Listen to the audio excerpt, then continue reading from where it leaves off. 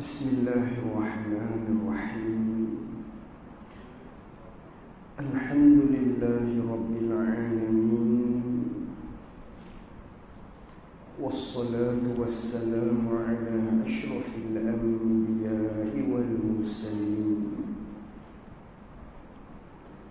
Sayyidina wa maulana Muhammadin sallallahu alaihi wasallam.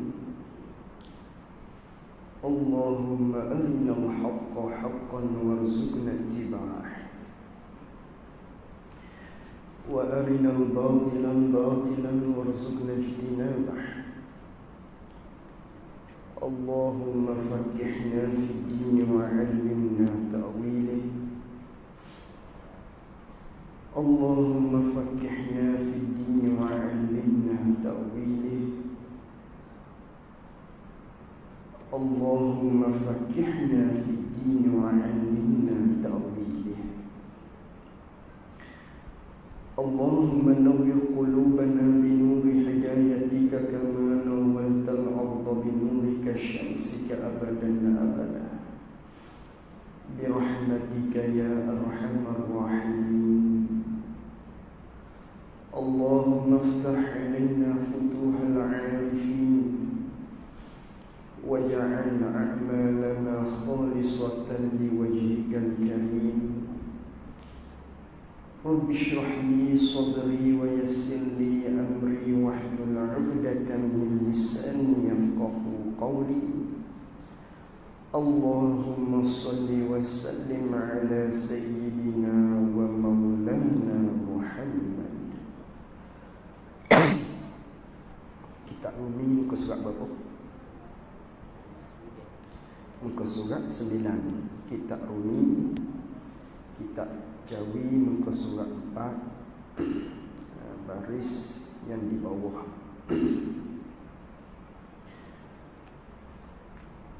Qala al-muallif rahimahullahu ta'ala wa nafa'na bi'ulumihi wa bi'ulumina fid darain amin.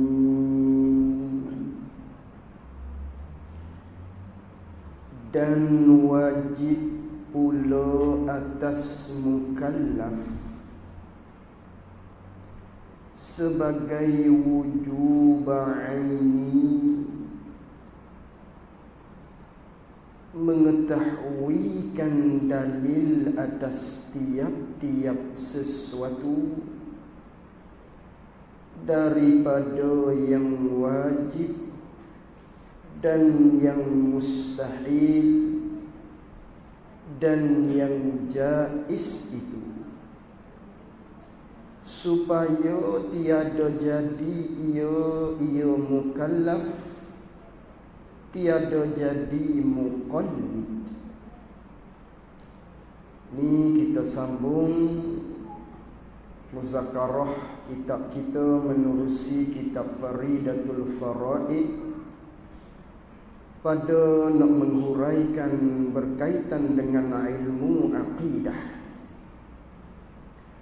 Jadi pada malam ni kita sambung pada pertemuan yang lepas, maknanya dulu pengarang kita memberitahu kepada kita wajib pada syarak atas tiap-tiap mukallaf, wajib pada syarak atas tiap-tiap orang, tiap-tiap kepala.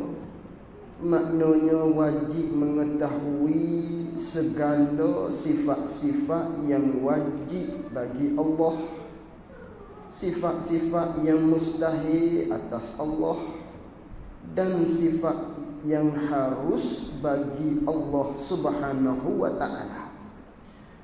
Begitu jugalah wajib ke atas kita, tiap-tiap mukallaf, tiap-tiap kepala, wajib kita tahu sifat-sifat yang wajib pada segala rasul-rasul, dan sifat-sifat yang mustahil atas rasul-rasul. Begitu juga sifat yang harus bagi mereka itu rasul-rasul. Lalu tu sambung pada malam ni, dan wajib pula. Sambung daripada atas hari itu. Dan wajib pula, yakni wajib lagi. Banyak wajib tadi tu. Wajib tahu sifat wajib bagi Allah dan sebagainya, yang Rasul apa semua. Lalu tu dan wajib pula, dan wajib juga, wajib lagi atas mukallaf. Bila sebut wajib atas, apabila kita bertemu di dalam ilmu ataupun di dalam bahasan kitab Jawi, bila sebut wajib atas, maksudnya wajib syarak. Tu kaedah. Bila bertemu, berjumpa, bila sebut wajib atas, maknanya wajib syarak. Apa wajib syarak? Buat dapat pahala, tinggal dia dapat dosa. Ataupun kalau nisbah ilmu, maknanya tahu dia dapat pahala, dan kita tak tahu dia berdosa. Belajar dia dapat pahala, tinggal belajar tu duduk dalam berdosa. Itu panggil wajib atas, yakni wajib syarak. Adapun kalau wajib bagi ataupun wajib pada, yang tu bukan wajib syarak, yang tu wajib akal. Itu kaedah. Wajib atas maksudnya wajib syarak, wajib bagi ataupun wajib pada, itu maksudnya wajib pada akal. Wajib akal nama dia. Dan wajib pula atas mukallaf. Wajib atas tiap-tiap kepala. Wajib akan sebagai wujubu aini.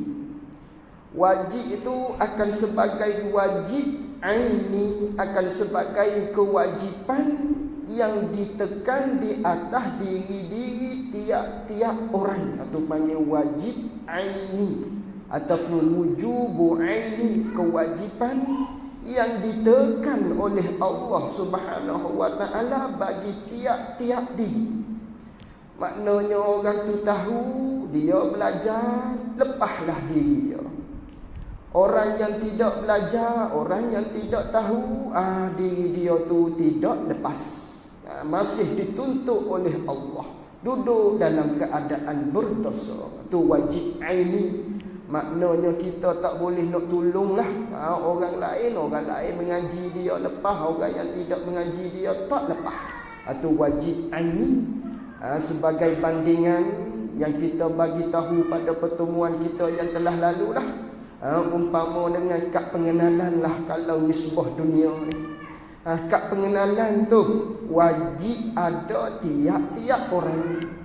Kalau tak ada, takdirnya pihak berkuasa cek, kita ni pendatang haram maknanya. Salah dari segi undang-undang, maknanya kita tu tidak ada kad pengenalan. Tak sama dengan lesen. Lesen kereta baik, lesen bah baik dan sebagainya, tak kira. Umpama kita nak pergi ke Kelantan, umpamanya naik bah ekspres, perlu ada lesen tu, driver saja. Kita tak ada pun tak apa. Tu cukup dah, memada dah dengan adanya driver tu lesen. Kita ni tak kena saman dah.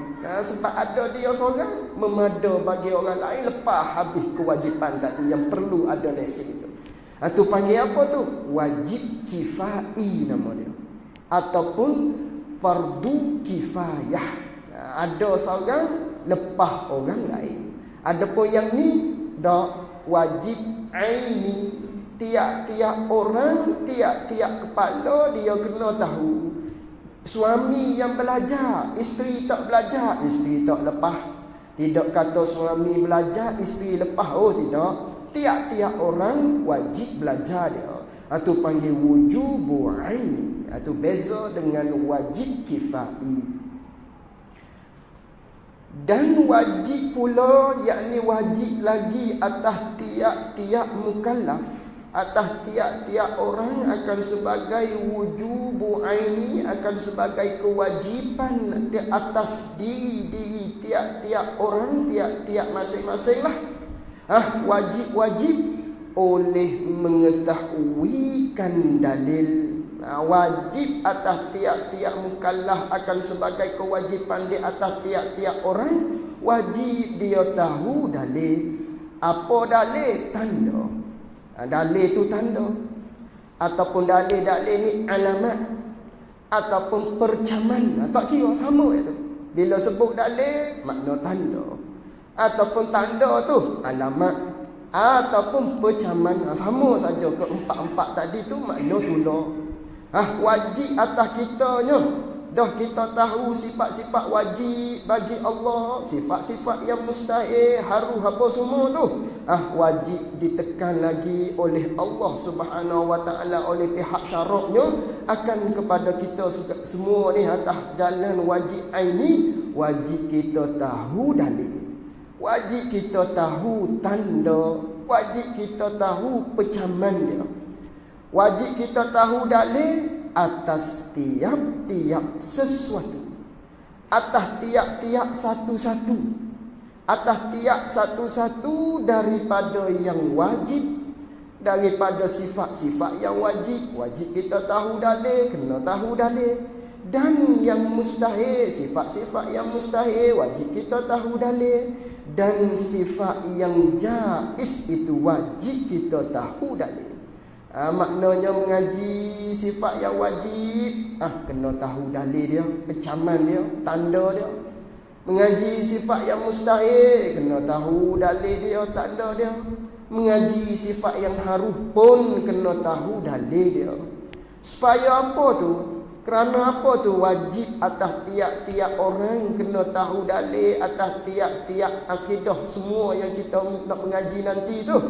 Ilak pada kata wajib, supaya tiada jadi ia mukallaf, supaya tiada jadi, yakni supaya tiada mengekali ia mukallaf, tak kekal dalam keadaan muqallid. Supaya tak jadi orang tadi tu orang yang dikatakan dengan gelaran satu pangkat yang ada di dia, dipanggil dengan orang ni orang muqallid. Apa orang muqallid? Orang yang tidak tahu dalil. Orang yang maknanya akidah dia tu hanya membuta tuli saja. Muqallid maksudnya orang yang maknanya orang yang tahu satu-satu benda tanpa dalil, yang dia tahunya dengan perkataan orang lain. Itu panggil muqallid. Orang yang ikut-ikut secara membabi buta, itu panggil muqallid. Maka oleh kerana itulah wajib ke atas kita semua ni, tiap-tiap kepala kena tahu dalil, supaya tak jadi kita orang muqallid, supaya tak lekat di kita tu satu pangkat dinamakan pangkat muqallid. Tak bersahur pangkat ni, tak bersahur manalah. Dia ada khilaf di kalangan ulama. Ini pangkat muqallid nama dia. Apa? Tubuh perkataan orang membuta tuli, panggil muqallid. Supaya tu kerana itulah wajib akan sebagai wajib aini, kita kena tahu dalil, tahu tanda, tahu percaman dia. Iaitu muqallid. Iaitu muqallid ni orang yang jazam. Muqallid ni ialah orang yang jazam, yakni orang yang beriktikad, orang yang berpegang akan sebagai pegangan yang jazam. Itu faedah kita tu, jaga dulu. Iaitu muqallid ni siapa iaitulah orang, yakni orang yang beriktikad, orang yang ada pegangan dalam hati dia. Orang yang ada pegangan, orang yang ada iktiqad dalam hati dia, tapi di dalam hati dia tu yang dia iktiqad tu akan sebagai iktiqad yang jazam. Iktiqad dia putus. Ini orang muqallid. Orang yang ada iktiqad, orang yang ada iktiqad akan sebagai iktiqad yang jazam, yang yakin. Lalu tu keyakinan yang hasil daripada iktiqad yang ada dalam hati dia tu, dengan perkataan silap, iaitu muqallid, orang yang jazam ia orang, gitu. Iaitu muqallid ni, orang yang jazam ia orang, yakni orang yang ada iktiqad akan sebagai iktiqad yang jazam, yang yakin, tapi hasil iktiqad dia tu semata-mata dengan perkataan, semata-mata yakin hasil daripada keyakinan dia tu dengan sebab perkataan orang lain. Sama ada orang lain tu orang tua dia ke, ibu bapa dia ke, ataupun kita sebagai guru ke, kitab-kitab ke, tak kira lah. Tu masuk dalam kata orang lain, perkataan orang lain.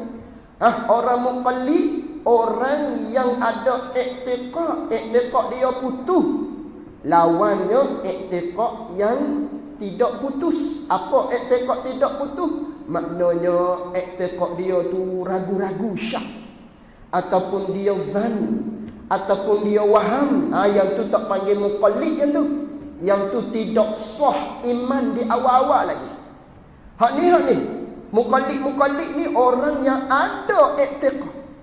Iktiqad dia kemah, iktiqad dia tak gogek, yakin maknanya.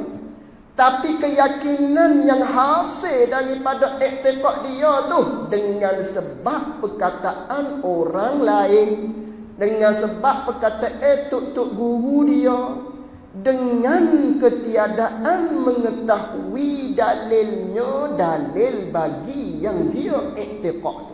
Dalil tak ada. Dalil dia yang mana? Kemah dia daripada iktiqad, hasil daripada iktiqad dia kemah tu dengan sebab perkataan guru-guru. Umpama Allah ada, dia yakin Allah Ta'ala ada. Dia kata Allah Ta'ala ada yang dia yakin tu dengan sebab orang tua dia bagi tahu. Dengan sebab maknanya guru-guru kata belaka Allah Ta'ala ada. Semua orang kata Allah ada. Kitab-kitab semua kata Allah ada. Dengan sebab tu, tanpa dia fikir pada dalil, itulah orang muqallid. Yakin dia. Maknanya kalau letak pisau di tekak dia, aci apa Allah ada tu. Tapi keyakinan dia tu bukan sebab dia tahu dalil, tidak, tapi dengan sebab orang bagi tahu pada dia, dia yakin. Dengan sebab semua orang bagi tahu Allah ada, tapi dalil-dalil, dalil tak ada di dia. Dia tak mikir tu. Itulah panggil orang muqallid nama dia. Orang yang iktiqad dia yakin, kejap dah iktiqad dia, tapi dengan sebab perkataan orang, dengan sebab tuk-tuk guru kau, dengan sebab duk baca dalam kitab-kitab kau, dia yakin sebab tu, dengan tanpa ada dalil. Maka orang ni dikatakan orang yang berpangkat muqallid. Panggil orang tadi orang muqallid. Lalu tu apa salah orang muqallid ni? Sebab apa tak bersahu mana ni pangkat muqallid ni?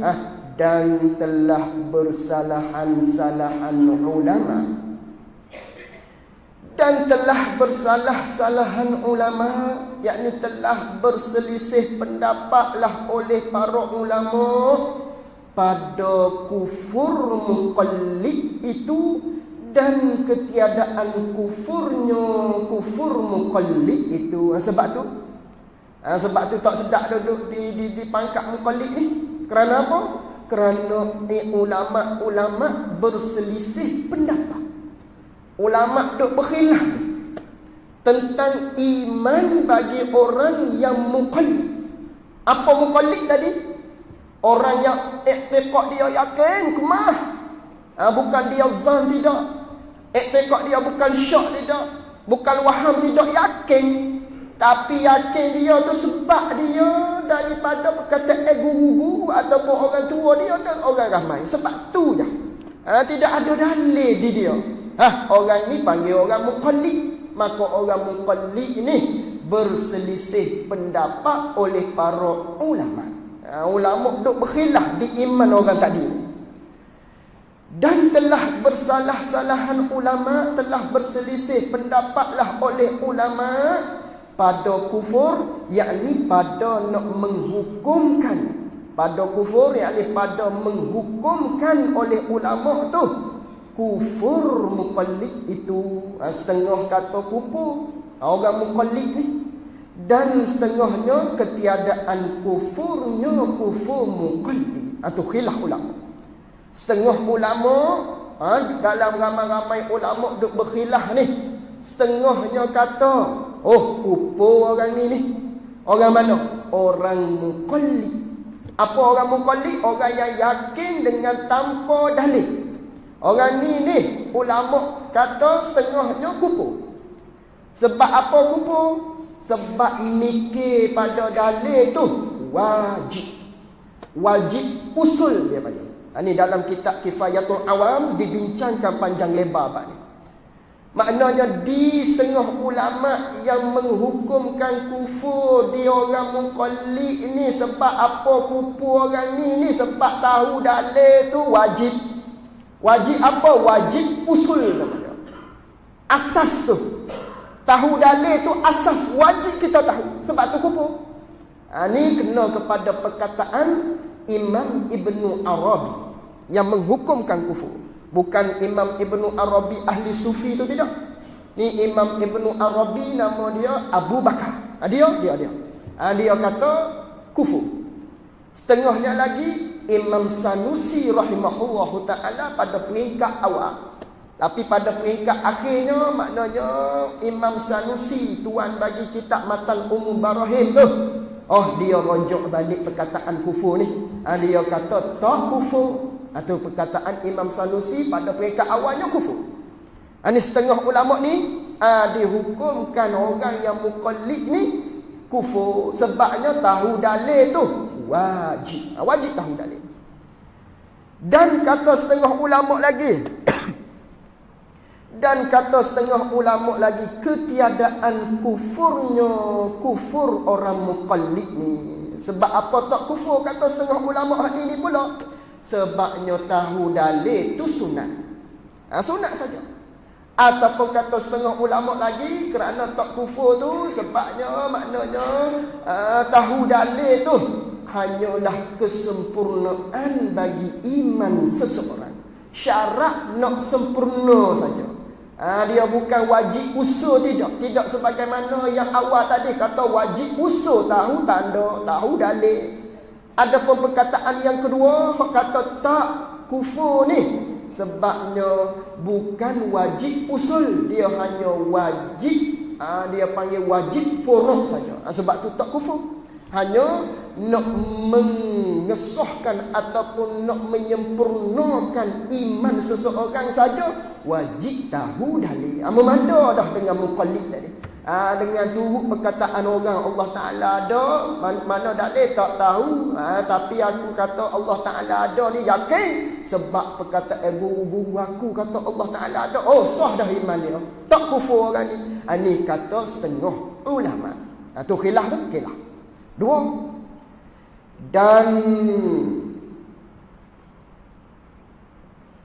Dan qaul yang sahih. Ini perkataan yang ketiga.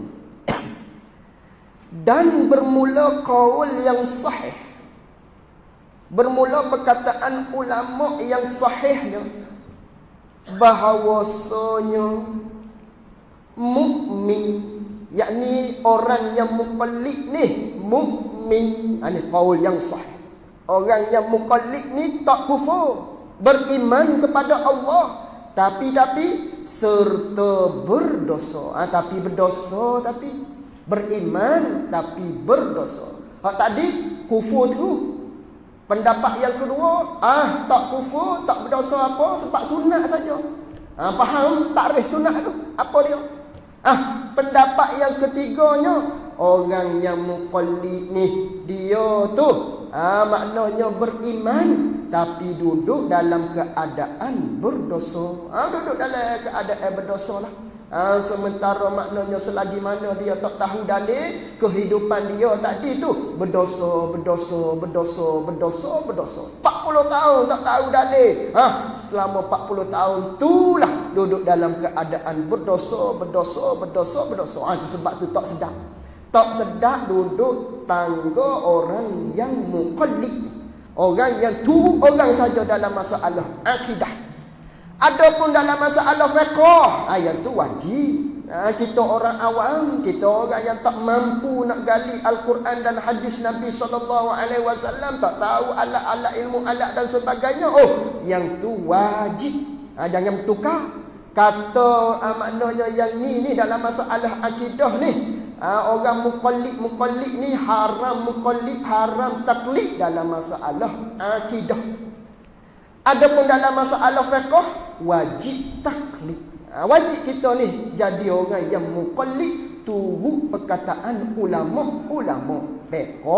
Adapun usuluddin, masalah akidah, bersabit dengan masalah kena Allah, sifat-sifat Allah. Yang ni kena maknanya kita tahu dalil sendiri. Kena mikir sendiri yang ini. Tak memada maknanya atas qaul yang sahihnya. Tak memada sekadar kita turut perkataan-perkataan guru-guru, ibu bapa dan orang ramai. Tak memada. Ni pendapat yang sahih. Walaupun masih dalam kategori orang yang beriman, tapi duduk dalam keadaan berdosa. Selama mana berdosa? Selama mana dia tak tahu tanda. Sebab tu tak sedap. Tak sedap, kena fikir pada dalil.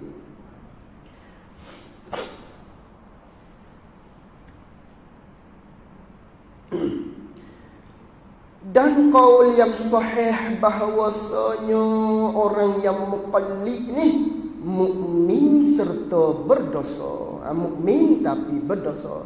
Sebab apa tu dia berdosa? Dengan sebab meninggal muqallid tu. Dengan sebab dia tinggal akan belajar dan fikir bicara. Dengan sebab dia tak berdengar. Dengan sebab dia tu tak duduk dalam majlis ilmu. Dengan sebab dia tu tak hadiri tempat-tempat pengajian. Sebab itulah dia tu berdosa. Dia tinggal belajar. Dia tinggal untuk mikir pada dalil. Maknanya guru ajar dah ni fikir, ni dalil, dia tak fikir. Sebab itulah dia berdosa. Sedangkan dia mampu, dia ada akal yang waras. Sedangkan Allah Ta'ala beri kepada dia otak boleh nak mikir dan sebagainya. 2 kali 2 boleh jawab apa? Boleh dia. Tapi dalam masalah akidah kena Allah, tak boleh nak fikir sikit. Sebab itulah dia berdosa. Panggil kupur nikmat Allah Subhanahu Wa Ta'ala. Allah Ta'ala beri nikmat penglihatan, dia tak guna. Allah Ta'ala beri nikmat pendengaran, tak mari ngaji. Allah Ta'ala beri otak kepada dia, tak fikir. Sebab itulah dia berdosa, tak mikir dia. Tu dengan sebab meninggal orang muqallid ni akan belajar dan fikir bicara. Kait syarat kata orang ni orang muqallid ni dia tu berdosa. Jika ada ia muqallid ni daripada ahli demikian ahli belajar dan ahli fikir pada bicara. Dengan maknanya tadi, dengan makna Allah Ta'ala beri mata pada dia.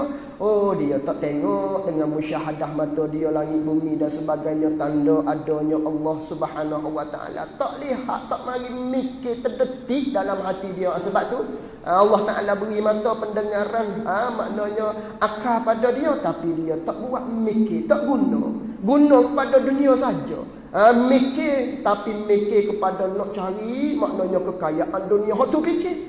Tapi fikir pada kejadian Allah, tanda Allah Ta'ala ada, Allah buat satu-satu benda, tak fikir. Tu sebab tu berdosa kan tadi. Sedangkan dia ahli belajar, Allah Ta'ala beri kepada dia nikmat, tapi dia tak guna. Sebab itulah dia berdosa. Tu khilaf di kalangan ulama. Ada 3 qaul di situ tu.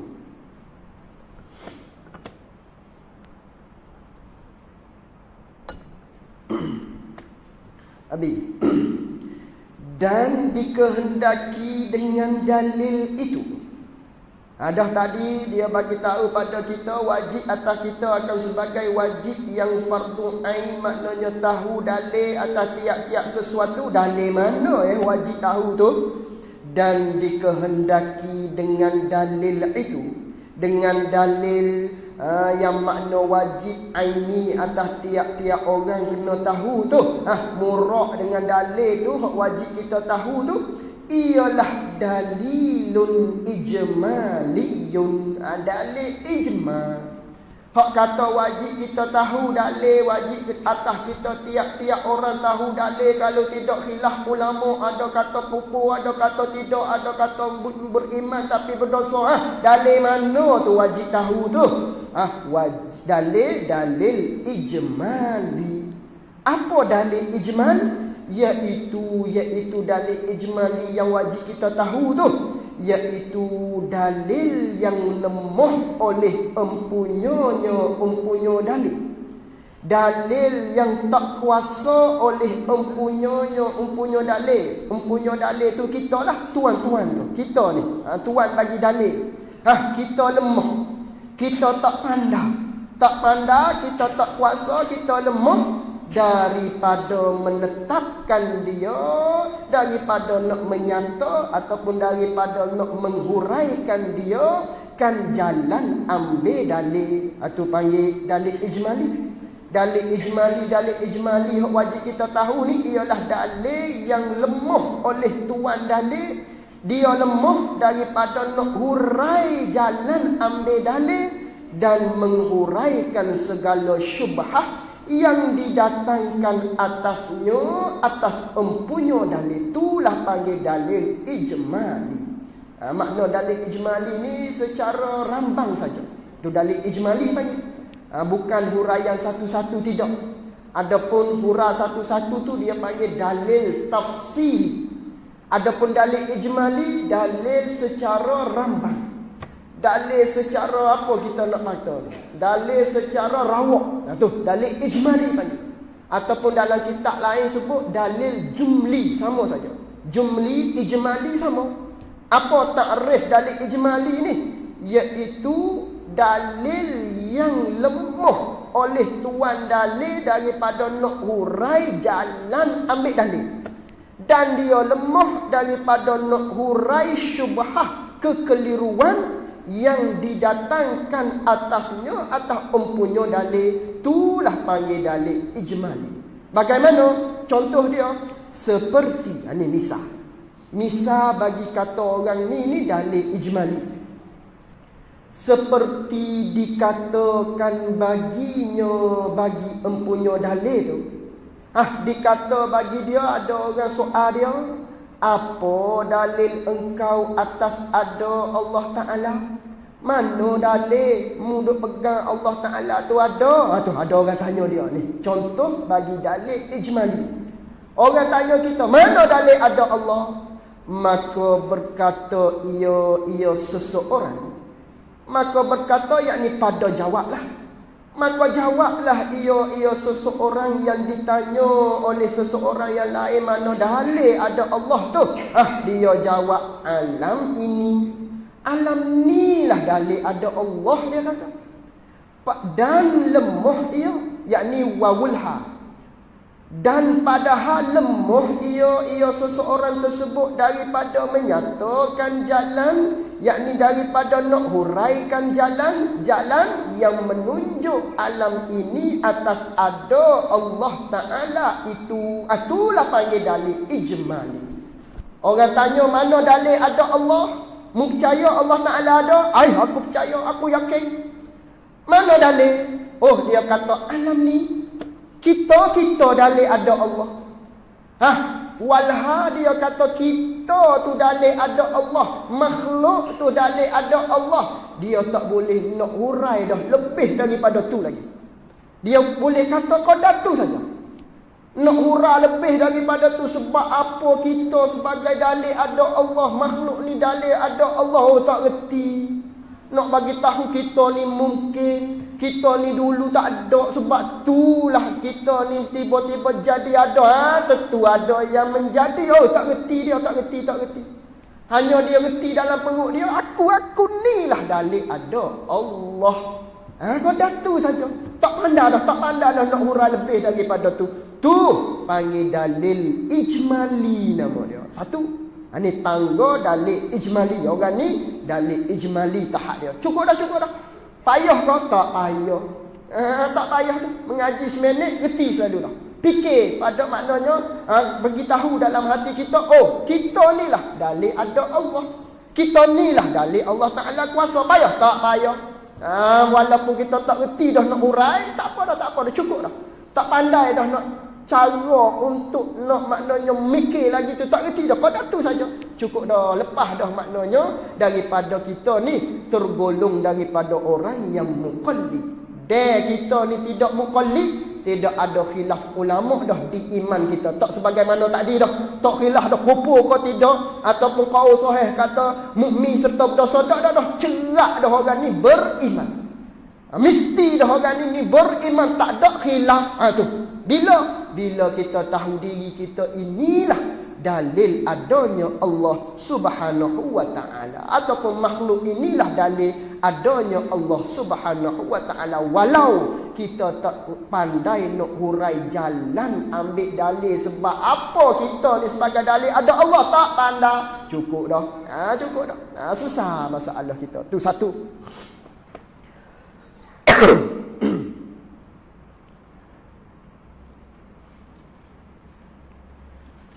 Atau kuasa ia seseorang. Ini atas pada kata maka berkata.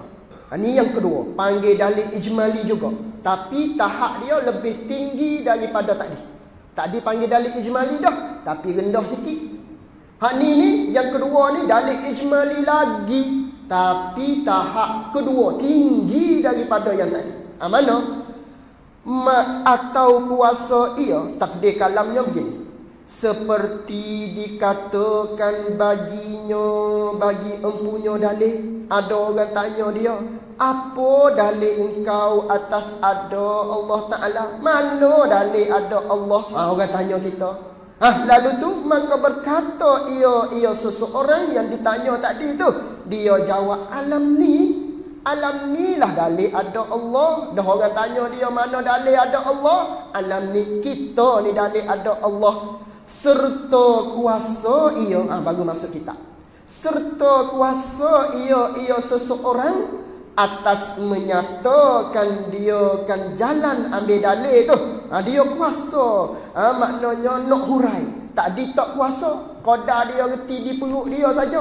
Maknanya kalau bandingan nak makan di restoran menate tu kan, cukup dia lah, tak reti dah nak belanja orang. Tu panggil dalil ijmali. Maknanya qadar diri dia saja tahu. Yang kedua, masih lagi duduk dalam golongan orang muqallid lagi. Bukan, maksudnya duduk dalam golongan dalil ijmali lagi. Apa? Dia kata Allah Ta'ala ada, mana dalil? Kita ni lah dalil. Dan dia boleh hurai jalan kata kita ni dalil ada Allah, dia pandai. Sebab apa kita ni sebagai dalil ada Allah? Oh, sebab kita ni dulu tak ada. Tengok anakmu tu, dulu tak ada tu, baru ada yang tu, tarikh lahir ada tu. Macamlah tu, ada yang menjadi. Diri kita ni dalil ada Tuhan, dalil ada yang menjadi. Langit bumi ni langit, maknanya dalil ada Allah.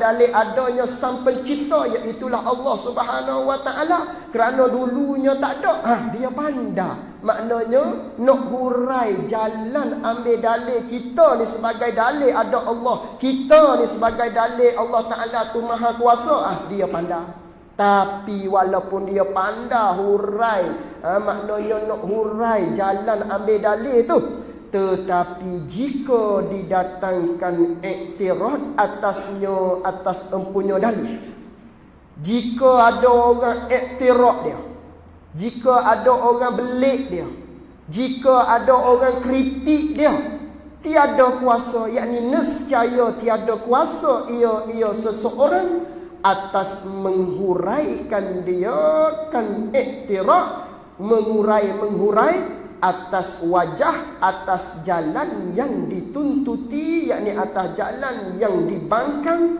oleh orang. Dia nak lawan balik tak boleh. Bila orang kritik dia, bila orang belik dia, tak reti dah. Dia tak reti dah nak memati kukuhkan apa yang dikritik oleh seseorang tentang akidah dia. Umpama kalau misal sekarang kan, masalah Ar-Rahmanu ala arsyistawa. Ada orang bagi tahu pada kita Allah Ta'ala tu bertempat mana arah. Dia buat dalil Ar-Rahmanu ala arsyistawa tu dalil Tuhan bertempat.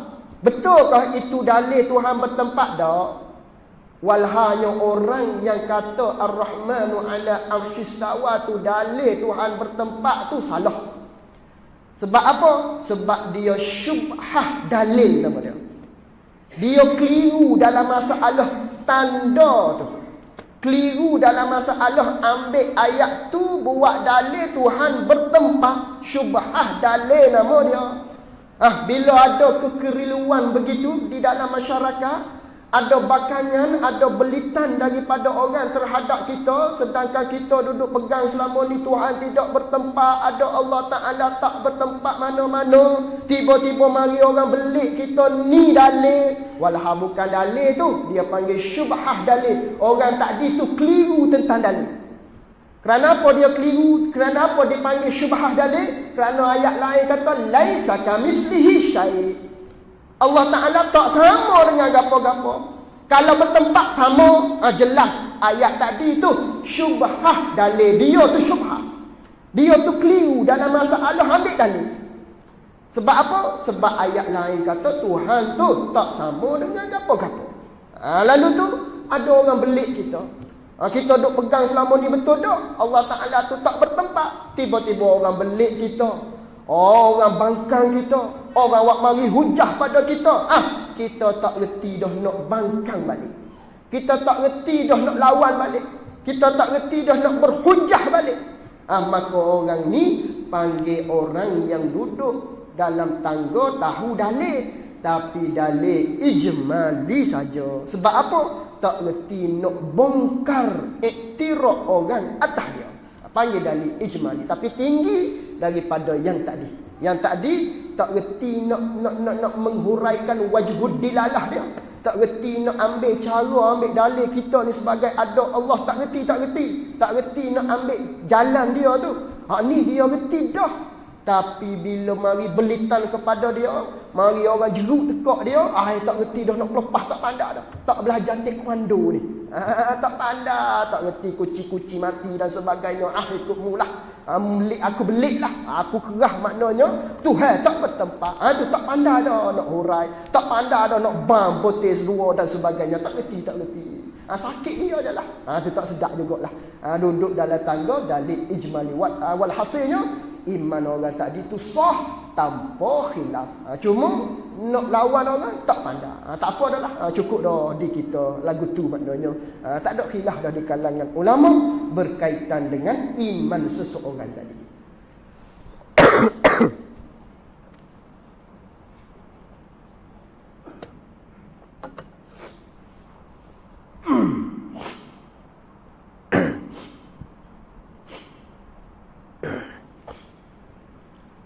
Maka keluarlah ia seseorang.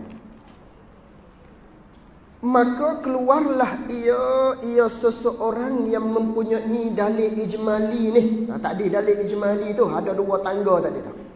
Maka keluarlah. Maka tak dipanggillah ataupun tak dikatakanlah ia seseorang yang mempunyai dalil ijmali tu. Tak dikatakan, tidak digolongkan daripada takli, daripada orang yang takli, orang yang buta tuli pada pegangan. keluar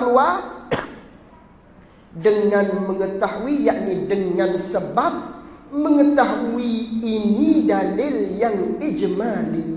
Ya, tak panggil dah dia tu orang yang muqallid. Sebab apa? Sebab dia sudah tahu dalil, iaitu dalil ijmali. Qadar mana? Qadar tahu kita ni lah dalil adanya Allah Subhanahu wa ta'ala. Mudah saja yang ni belajar 5 minit, insya-Allah kita reti dalil ijmali. Bila reti dalil ijmali, automatik iman kita tidak ada khilaf di kalangan ulama pada nak menghukumkan kufur ataupun tidak. Iman kita sah iman kita bila kita tahu dalil ijmali. Sebab tu kena duduk dalam majlis ilmu.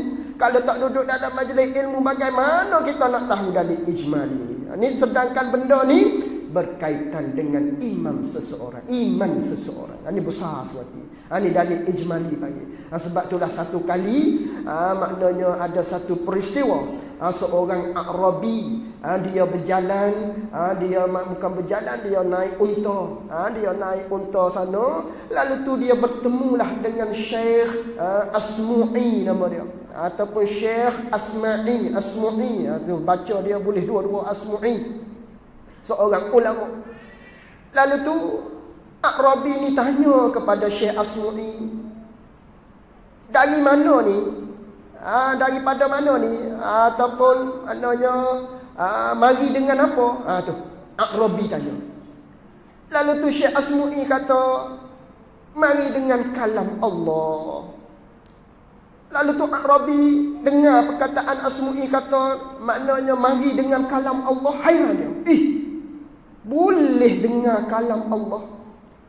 Bagaimana kita nak dengar kalam Allah? Hairan dia. Sebab apa dia hairan? Sebab dia Arabi. Arabi ni orang pendalaman pada ketika tu. Maknanya orang tak mengaji ni, orang yang tak reti ni, orang yang maknanya duduk hulu ni. Boleh kali bercawak dan sebagainya kalau kita sekarang maknanya. Ni Arabi panggil, orang pendalaman. Lalu tu dia hairan. Dia pun tanya kepada Syekh Asmu'i, boleh didengar maknanya kalam Allah? Cuba membaca pada aku. Lalu tu Syekh Asmu'i kata, boleh dengar kalam Allah. Kalau mu nak dengar, mu kena turun daripada untamu tadi. Kena hormat kepada kalam Allah. Dia pun turun. Lalu tu Syekh Asmu'i pun bacalah sepotong daripada ayat Al-Quran. Wa fil ardi ayatul lil mukinin wa fi anfusikum afala yubsirun. Lalu tu katanya Arabi, cukup. Sebab apa dia kata cukup? Sebab dia faham dah. Sebab dia faham dah daripada apa yang disebut oleh Syekh Asmu'i. Kerana ayat tu menceritakan pada muka bumi tu, wa fil ardi ayatun lil mukinin. Pada muka bumi itu terdapat bermacam-macam tanda ada Allah Ta'ala bagi orang yang yakin. Wa fi anfusikum, dan pada diri kamu sendiri itu, kata Allah, afala yubsiru, dalil tentang ada Allah, adakah kamu tidak berfikir dengannya? Maknanya, lalu tu Arabi tu kata cukup dah, aku faham dah. Maknanya kata Arabi kepada Asmu'i, Syekh Asmu'i, maknanya adanya tahi unta menjadi dalil adanya ibu unta. Kalau tidak, nak mari mana tahi tu? Siapa bengok? Tentu ada ibu dia. Dalil ada tahi, adanya ibu. Dalil adanya tapak kaki, adanya maknanya kaki siapa-siapa. Itulah. Mana mungkin ada asar, ada kesan tanpa ada muathir, tanpa ada yang memberi kesan. Tentu bila ada kesan, ada yang memberi kesan. Dia faham dah. Inilah dalil maknanya adanya Allah Subhanahu wa ta'ala. Mikir pada dalil dengan cara tadi. Itu Arabi ni orang yang tak mengaji, orang yang duduk di pedalaman. Kita surah Puncak Alam, Syah Alam 2 nama lagi duduk bandar, rumah pula besar-besar. Tak reti dalil ijmali. Tadi dalil ijmali mudah saja. Kita ni lah sebagai dalil maknanya adanya Allah Subhanahu wa ta'ala. Lepas dah maknanya khilaf ulama tentang iman seseorang tadi. Iman seseorang tadi. Habis.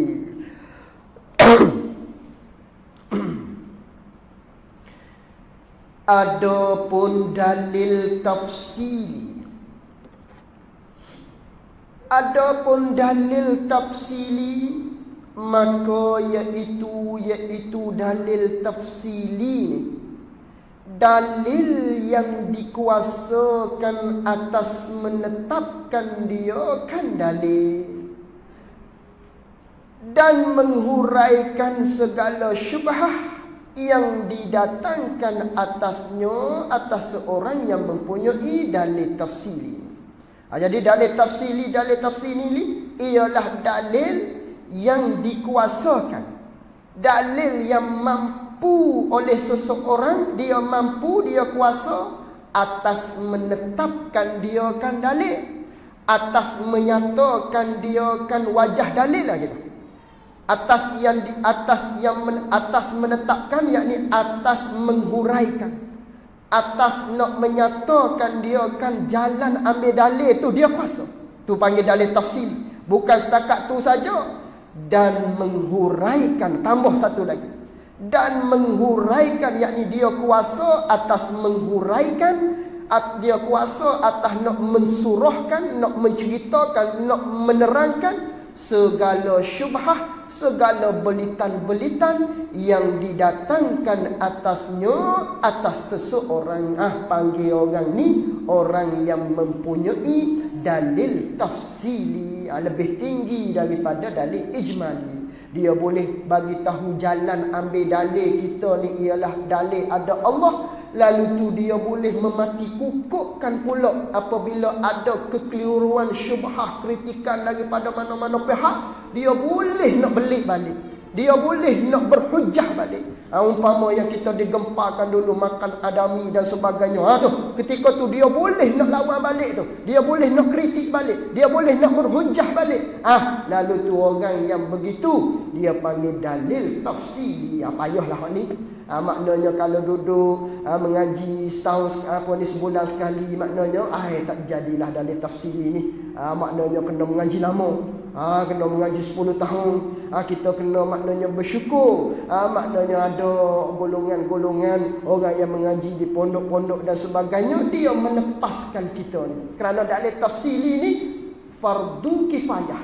Apa fardu kifayah? Atas jalan masafatul qasri, lebih kurang 90 km kita letak, dalam jarak perjalanan tu wajib ada seorang yang reti dalil tafsir ni.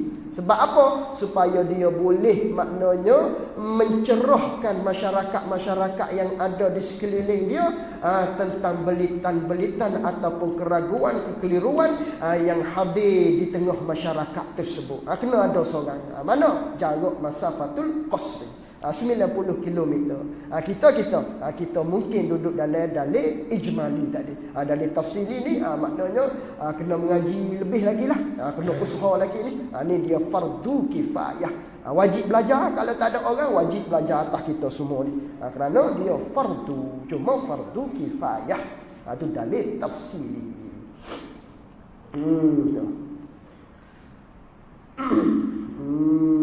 Habislah sikit lagi sampai sifat wujud. Tu senang dah tu, boleh baca-baca.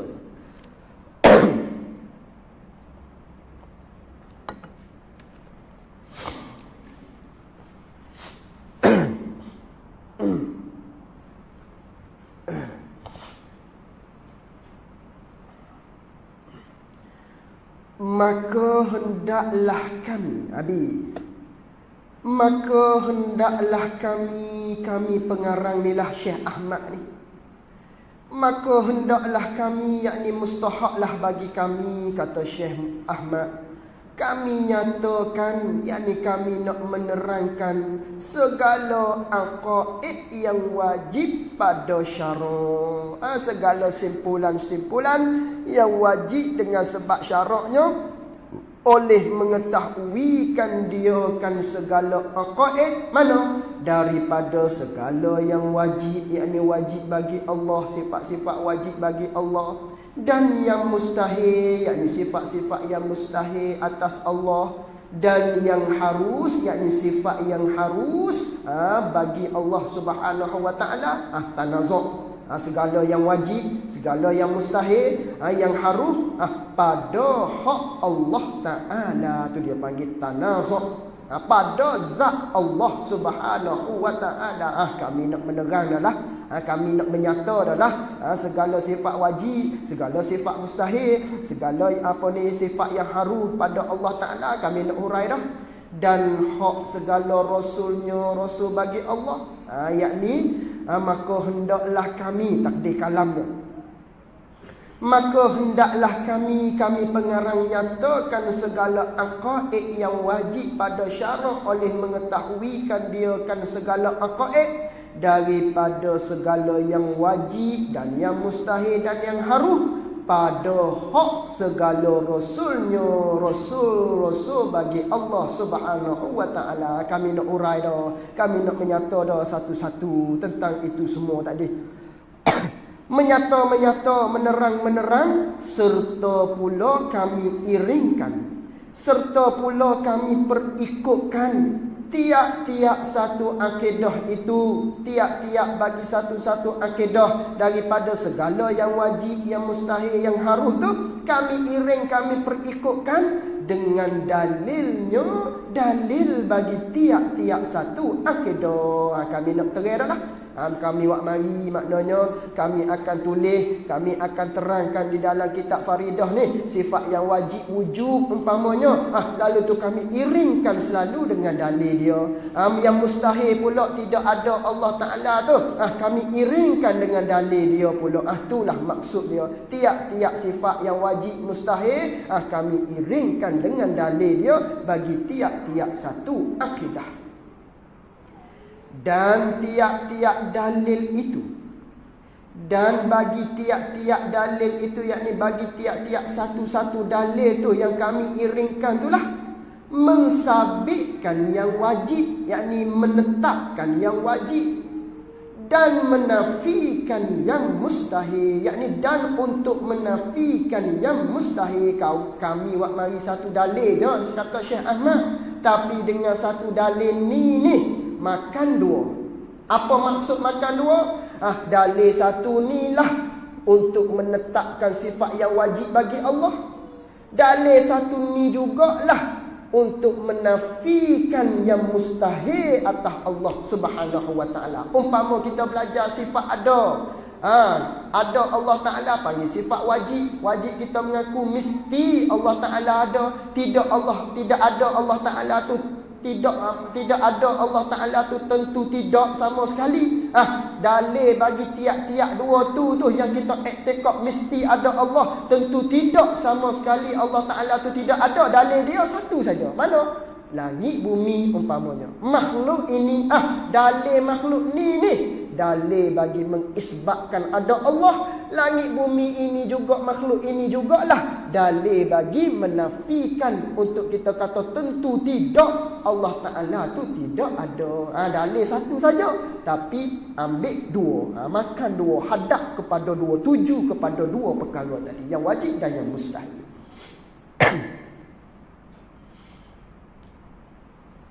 Maka kami berkata, tak kala hendaklah kami nyatakan segala yang wajib aqaid tadi tu, lalu tu maka berkatalah kami berkatalah wajib bagi Allah Ta'ala ni, wajib bagi Allah Ta'ala, yakni wajib pada akal. Bila kita sebut wajib bagi, wajib pada akal. Maka kami berkata, kami pengarang ni lah berkata wajib bagi Allah Ta'ala tiap-tiap sifat kesempurnaan yang patut dengan zatnya, zat Allah yang maha tinggi. Maka wajib bagi Allah Ta'ala tiap-tiap sifat yang menunjuk atas kesempurnaan yang layak dengan Allah Ta'ala, dengan nisbah Allah Ta'ala tu. Tiap-tiap sifat yang menunjuk atas kesempurnaan, semuanya sifat Allah Subhanahu Wa Ta'ala. Dan sifat kesempurnaan itu, dan bermula sifat kesempurnaan itu, kesempurnaan bagi Allah Ta'ala tu, khabar amat banyak sifat-sifat kesempurnaan Allah Ta'ala ni. Kata amat banyak tu tafsir, tiada meliputi dengan dia, dengan sifat-sifat kesempurnaan Allah Ta'ala yang amat banyak itu, melainkan Allah Ta'ala jualah yang tahu. Itu maksud banyak. Tak meliputi maknanya tidak ada sakatan. Tak boleh kita nak bilang dengan ilmu kita sifat-sifat yang menunjuk atas kesempurnaan Allah Subhanahu Wa Taala ni amat banyak sekali. Sehingga kan tak boleh nak meliputi, tak boleh nak hinggakan, ataupun tak boleh nak sakat lah betapa banyaknya sifat-sifat kesempurnaan Allah Subhanahu Wa Taala. Tak boleh nak meliputi dengan ilmu kita, tak boleh nak maknanya nak bilang dengan ilmu kita. Hanya Allah Taala sajalah yang tahu sifat-sifat kesempurnaan dia yang amat banyak ni. Tu panggil sifat kesempurnaan amat banyak panggil. Tidak meliputi, tak boleh kita nak sangka. Katakan sejuta tu sikit tu. Kenapa sikit? Boleh kita sangka, boleh ada sempadan dia. Sejuta sempadan tu ada sempadan. Hak ni tiada meliputi. Tak boleh nak bilang dah. Betapa banyaknya. Itu panggil amat banyak segala sifat-sifat kesempurnaan, sifat-sifat yang menunjuk atas kesempurnaan zat Allah Subhanahu Wa Taala. Maka wajib kita sabitkan dah sifat Allah Ta'ala ni banyak, sifat-sifat kesempurnaan Allah Ta'ala ni banyak, tiada meliputi, melainkan Allah Ta'ala saja yang tahu. Maka wajib disabitkan, maka wajib diakukan, maka wajib dihukum dengan mesti. Itu jaga. Disabitkan dengan makna diakukan ataupun dihukum dengan mesti. Maka wajib disabitkan, maka wajib dihukumkan dengan mesti baginya, bagi Allah Ta'ala. Wajib sabit atas jalan atas jalan ijma, atas jalan borong, dengan maknanya segala sifat-sifat yang menunjuk atas kesempurnaan, semua tu mesti Allah Ta'ala bersifat dengan dia. Atau panggil wajib kita sabitkan, wajib kita akukan, wajib kita kata mesti sungguh Allah Subhanahu Wa Taala bersifat dengan segala sifat-sifat kesempurnaan. Wajib kita iktikad secara ijmal gitu. Dan mustahil atasnya, atas Allah Ta'ala, tiap-tiap sifat kekurangan, yakni tiap-tiap sifat yang menunjuk atas kekurangan. Dan iaitu yakni bermula, dan iaitu yakni bermula, iaitu sifat kekurangan tu amat banyak juga. Serupa tadi juga, lawan bagi yang wajib amat banyak, yang mustahil pun tiap-tiap sifat yang menunjuk atas kekurangan amat banyak juga. Kata amat banyak tu tiada menghingga akan dia, akan sifat kekurangan tadi tu, melainkan ia Allah Subhanahu Wa Taala lah jua yang mengetahui. Yang amat banyak juga sifat, tiap-tiap sifat yang menunjuk atas kekurangan, maknanya tak terhingga juga. Apa maksud tak terhingga? Terlalu banyak, tak boleh nak meliputi dengan ilmu kita. Sifat-sifat kekurangan ni hak tidak ada di Allah Ta'ala. Itu makna dia. Segala sifat-sifat kekurangan yang menunjuk atas kekurangan hak tidak ada di Allah Ta'ala ni amat banyak, tak terhingga nah. Kalau selagi mana boleh bilang, yang tu panggil terhingga ni, tak terhingga amat banyak. Segala sifat-sifat yang menunjuk atas kekurangan hak tidak ada di Allah Subhanahu Wa Ta'ala. Dah begitu, maka wajib disucikan dia kan Allah Ta'ala. Maka wajib kita membersihkan Allah Ta'ala.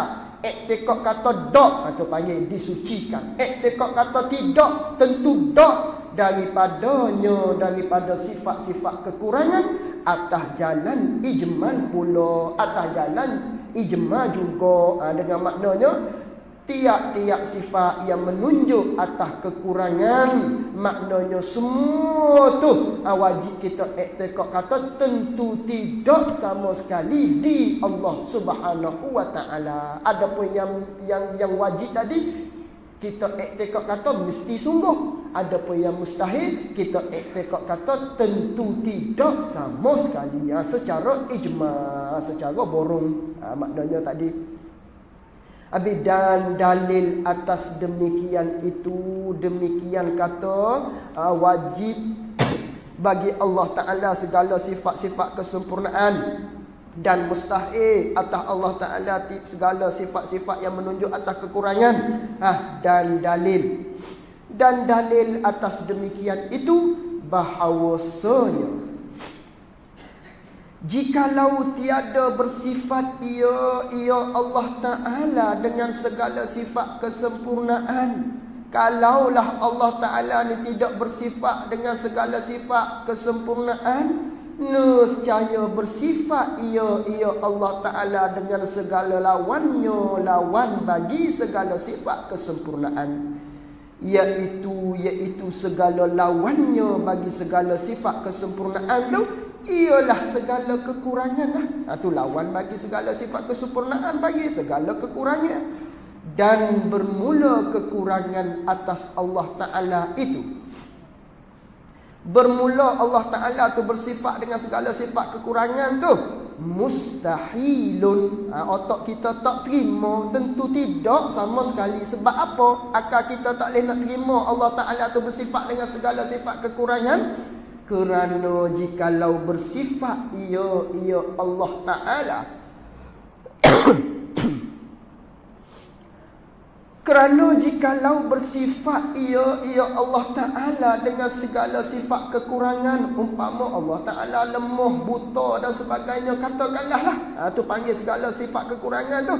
Kalau Allah Ta'ala bersifat dengan segala sifat kekurangan, nescaya tiada menjadi ia Allah Ta'ala, tak jadi akan sesuatu, yakni akan sedikit pun daripada alam ini. Kalau Allah Ta'ala lemah, kalau Allah Ta'ala buta, Allah Ta'ala bersifat dengan sifat kekurangan, panggil dia tu tak boleh lah nak menjadi alam ni nak buat bagaimana dia lemah, dia nak buat bagaimana dia buta umpamanya dan sebagainya. Nescaya tak menjadilah oleh Allah Ta'ala akan sedikit pun daripada alam ni. Nak buat nyamuk pun tak boleh dah dia lemah. Tu panggil kalau dia bersifat dengan kekurangan. Dan demikian kata tak menjadi oleh Allah Ta'ala akan sesuatu daripada alam ini ni. Tu rojak molek domeh tu, payah nak baca nanti. Dan demikian kata tak menjadi oleh Allah Ta'ala akan sedikit pun daripada alam ini ni. Batilun, palsu, belawak, menipu hangit. Kerana apa kita kata batil, palsu? Allah Ta'ala tak menjadikan sedikit daripada alam makhluk ni. Kerana alam ini telah ada dengan musyahadah. Kerana kita telah menyaksikan dengan pandangan mata kita dah. Tengok kita ada, langit-langit ada, bumi ada, ada pokok, air dan sebagainya. Itulah dalil Allah Ta'ala bersifat dengan segala sifat kesempurnaan. Mustahil, tentu tidak dia tu bersifat dengan segala sifat kekurangan. Sebabnya kita telah musyahadah, kita telah pandang dengan mata kepala kita, alam ini telah ada. Habis. Dan setengah daripada sifat kesempurnaan itu dan setengah daripada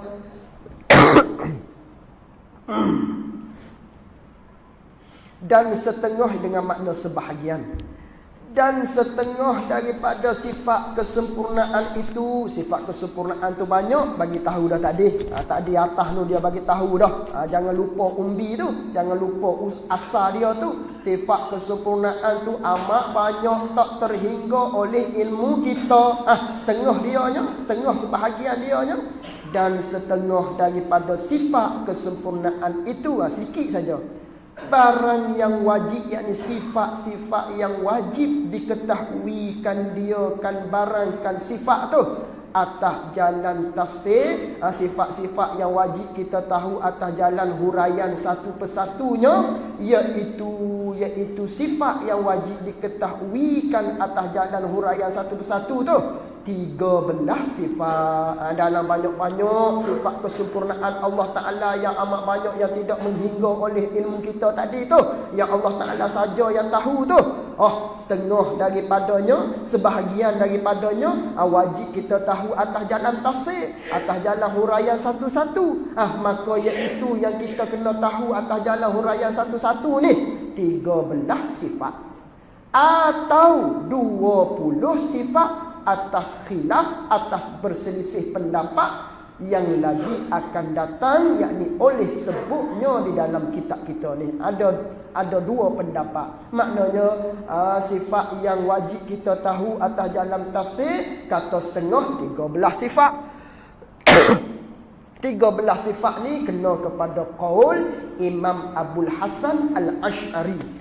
Adapun 20 sifat wajib kita tahu atas jalan huraian satu persatu, yang tu atas qaul pendapat ulama yang bernama Imam Abu Mansur Al-Maturidi. 13 atas jalan Imam Abu Hasan Al-Ash'ari, yang mana 13 sifat ni yang wajib kita tahu atas jalan huraian satu-satu 13 ni qaul yang paling rajih, qaul yang kuat 13.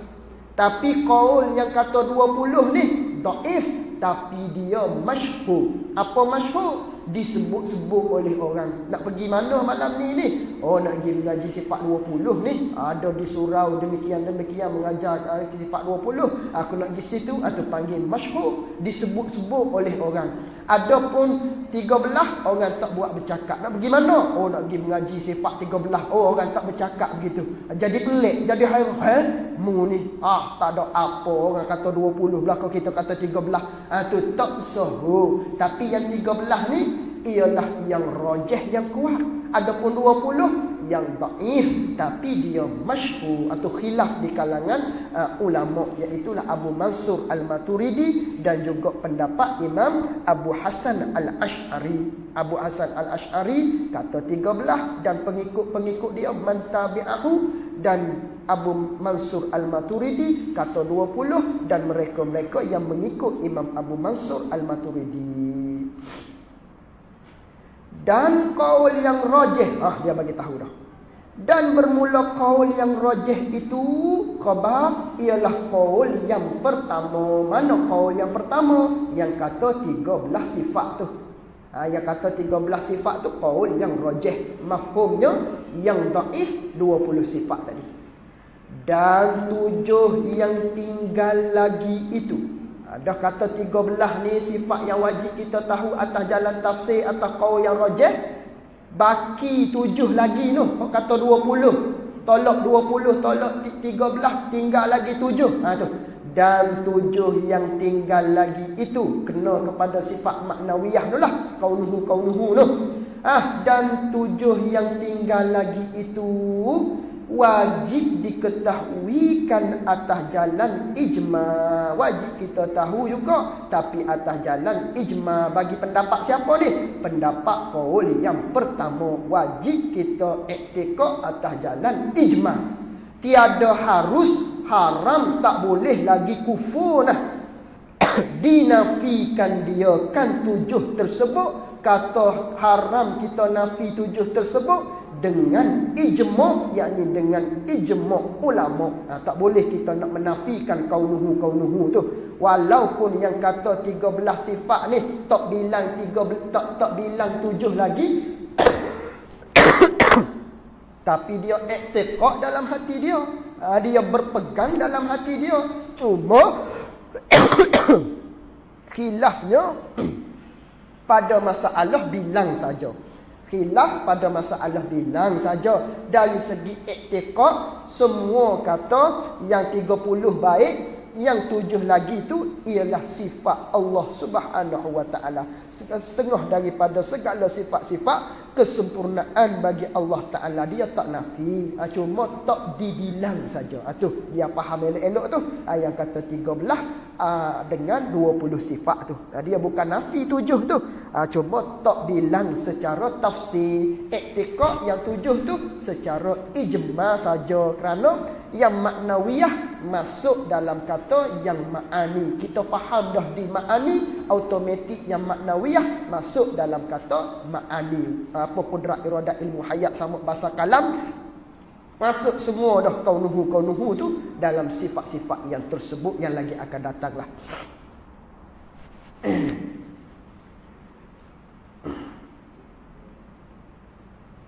Tiada harus dinafikan dia kan 7 itu dengan ijma'. Sebab apa tak boleh kita nafikan? Kerana ia 7 tu, sifat maknawiyah tu, setengah daripada segala perkara, setengah daripada segala perkara kamala, yakni setengah daripada sifat-sifat kesempurnaan bagi Allah Subhanahu wa taala yang 7 tu. Maka barang siapa menafikan dia kan 7, jadi ia barang siapa yang menafikan jadi kafirun. Waliyazubillahi ta'ala.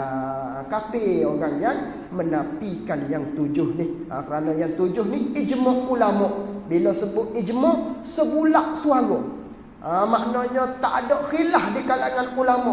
Hatta Mu'tazilah pun kata yang 7 ni ialah setengah daripada segala sifat-sifat kesempurnaan bagi Allah Subhanahu wa taala. Sebab tu tak boleh kita nak menafi, cuma bilang saja 13. Ni atas qaul yang kata 13. Adapun atas qaul yang kata 20, tak jadi masalah dah lah. Yang 7 tu dia kata kena bilang atas jalan tafsir, atas jalan satu persatu. Maka kitab kita ni menjalani di atas jalanan 20 sifat. Bahkan lebih daripada tu dia mari dalam kitab kita ni.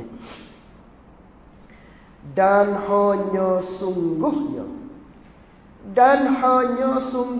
7 tu, sifat maknawiyah tu lah yang 7 tu, tiada wajib diketahuikan atas jalan tafsir jua. Yakni tak wajib pada bilang saja, tak dinafikan pada i'tiqad. Cuma pada bilang saja, tak bilang secara tafsir. Tapi secara ijmali kita kena i'tiqad dalam hati kita pada qaul, pada pendapat ulama yang mengatakan 13 sifat wajib kita ketahui, wajib kita belajar, wajib kita maknanya sampai kita tahu yakin 13 sifat. Maka yang pertama daripada 13 sifat itu wujudun, artinya ada. Wallahu a'lam wa ilmuhu wa atam.